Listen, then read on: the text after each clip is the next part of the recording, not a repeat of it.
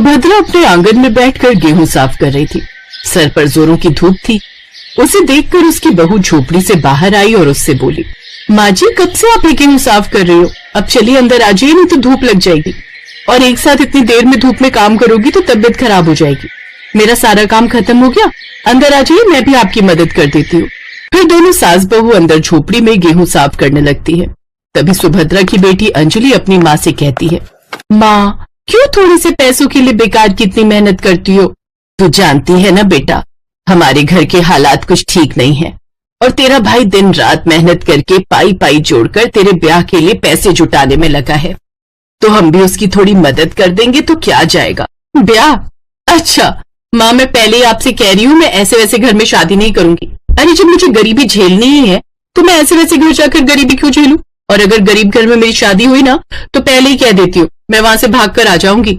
ऐसा नहीं कहते बेटी, शादी के बाद ससुराल जैसा भी हो वही उसका घर होता है और अमीर गरीब ससुराल मिलना तो नसीब की बात है। वो सब मुझे नहीं पता माँ, मैं पहले ही बता रही हूँ, मेरी शादी किसी बड़े अमीर घर में करना। ये कहकर अंजलि वहां से चली जाती है। हे भगवान, मैं क्या करूं इस लड़की का, ये तो जैसे कुछ समझने को तैयार ही नहीं है।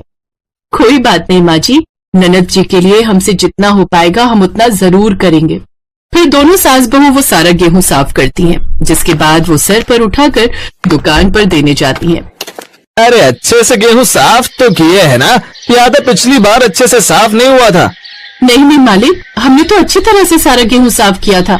तो मैं क्या झूठ बोल रहा हूँ? अब ये लो अपने पैसे और जाओ यहाँ से।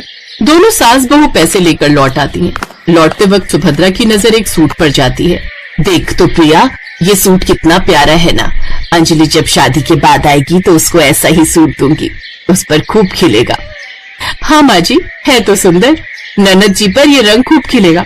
चलिए अंदर चलकर पूछते हैं। वो दोनों अंदर जाती हैं और दुकानदार से उसका रेट पूछती हैं।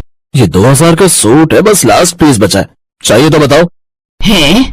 अरे सोना बेच रहे हो या कपड़ा जो इतना महंगा बेच रहे हो? हाँ, मुझे तो पहले समझ जाना चाहिए था कि तेरी हैसियत नहीं है खरीदने की।